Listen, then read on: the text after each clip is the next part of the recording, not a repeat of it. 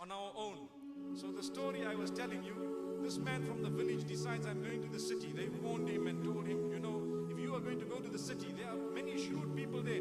Take company, go with someone, you know. Inna shaytana ma'al wahid wa huwa min al-ithnayni ab'ad.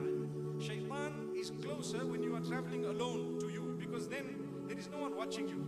Your iman will block you from doing something wrong. But if you drop your guard for a moment, you might fall into the trap. Whereas when you are 2 or 3 traveling together, there is a less likelihood of you falling into a mess. May Allah protect us. So this man says, no, I'll go on my own. So what, you think I'm a foolish? I can rob them. Who are they to rob me? I will rob them. So they left him, he went. He arrived in the city. First time in his life, he saw a building 20 stories. Wow, looking up. 1, 2, 3, 4, 5, 6. He's counting. So one con artist saw that this man is from the village. He's counting. See? He said, hey, what are you doing? The man says, I am here looking. He says, what, you think looking is free? You think to look is free? He says, what do you mean? I need to pay? Yes, you need to pay. How many floors did you look at? You need to pay 10 rupees for every floor. Now there were 20 stories, isn't it? So he says, I only saw 3 floors. He says, okay, give me 30 rupees. The man took out 30 rupees and gave him. He still didn't understand what happened to him. When he went back to his friends that evening, they told him, how was your first day in the city? So he says, it went very well. I cheated someone of 170 rupees. He says, well, how did you do that? He says, I saw all 20 floors, but I only paid for 3. Allahu Akbar. Allahu Akbar. You see, he is in a mess because he did not listen to advice. So sometimes the moral of it is we are in a mess because we did not listen to advice. People told you, they warned you, they told you everything, you did not listen. But still, by the will of Allah subhanahu wa ta'ala, you can retrieve that 30 rupees. Today we are laughing at someone who lost 30 rupees. We lose 300 rupees every day. And then, what happens? May Allah subhanahu wa ta'ala open our doors. May He grant us goodness. So, the first point I'm saying is, let's listen. Let's understand. If you're in a mess, depending on what the mess is, you need to ask yourself, is it a mess? Let me get back to the first point I made mention of. If you've lost a loved one and your life has suddenly come to a standstill, your son has passed away, your daughter has passed away, your husband, your wife, your mother-in-law, well, in that case some might say rahmatullahi alaihi. But sometimes what happens is you've lost a person who's so close to you and so dear, and you think to yourself, my life is at a standstill. My beloved brother, my beloved sister, that's not a mess. Your iman is in a mess. That's what it is. We are the only religion who teaches وَالْقَدْرِ خَيْرِهِ وَشَرِّهِ مِنَ اللَّهِ تَعَالَى. Have you ever heard another religion teaching that good and bad fate needs to be surrendered to and we need to be pleased with it? No other faith teaches you in the depth that Islam does.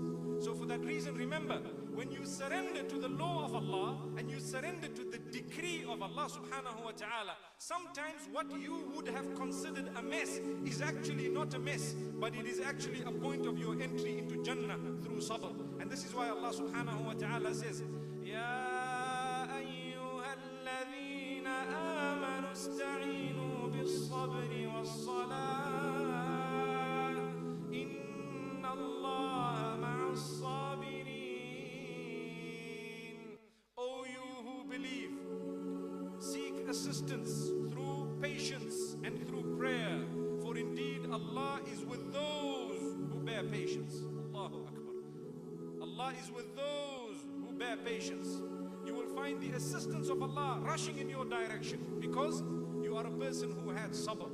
And sabr is such a great act of worship. People sometimes confuse a certain happening in their lives, a certain occurrence in their lives. They confuse it as being a mess, whereas all that is required of you is sabr.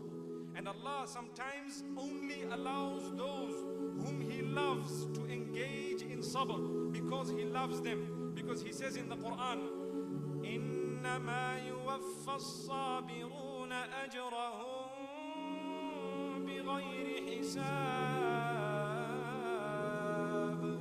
Indeed, Allah recompenses those who have engaged in sabr without limits.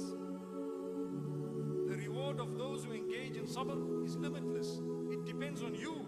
You know, if one man lost a child and another man lost a child of the same age, one might get a bigger reward than the other because he was closer to his child and he is feeling the loss more, but he is still thanking Allah. Ya Allah, if that was your decree, I'm not competing with you. If that's the case, look at how massive the reward one will get. Whereas the other, maybe he wasn't close to his child, maybe he did not live with his child, he will also have a reward, but perhaps not of that magnitude. Allahu Akbar. Then how can we look at the death of someone in our lives as a mess, whereas it is an opportunity to earn paradise? This is why the hadith of Rasulullah sallallahu alaihi wasallam, he says, Inna Allaha idha ahabba abdan ibtalahu. We've heard the hadith many times. When Allah loves someone, He tests him. When Allah subhanahu wa ta'ala loves you, you're going to have problems in your life, because life was not meant to be perfect. We did not come into this world in order to lead a perfect life. If that was the case, what then would be the value of paradise? Paradise, Allah created it to be perfect. So why would Allah create this life as well to be perfect? People would not want to go onto the other side. And you know what? It's very true. We have a sickness where those who think that we were born in order to lead the happiest and most blissful life ever, they have lost the plot. They haven't even understood that there was one creature of Allah whom Allah loved more than everybody and anybody else. Who is that creature? Muhammad sallallahu alaihi wasallam. If leading the most blissful life was the best thing possible, he would have not had a single obstacle in his whole life. Sallallahu alaihi wasallam. So don't be fooled. The more difficulties you have, the more rejection you might face, the more issues you may face in your lives, remember, it is an opportunity for you to look at it in a specific way, and for you to understand it is actually looked at by others as a mess, but me as a Muslim, I look at it as an opportunity to get closer to my Maker. Allahu Akbar. May Allah make us closer to Him. So don't think in life there will be no car crash. In life everything will be smooth and your health will never fail. In life you will never lose someone who is dear to you in terms of death. You have to lose people, because who is going to die first? That's the question. The question is not whether you are going to die or not. We know we're going to die. Who's going to die first? There is something known in the books of inheritance as al-mawtul jama'i, which means collective death, where many people die together. You hear the whole family perished. May Allah subhanahu wa ta'ala grant us ease.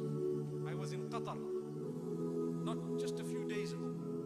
There was a huge fire in Qatar. Those of you who've been following the news,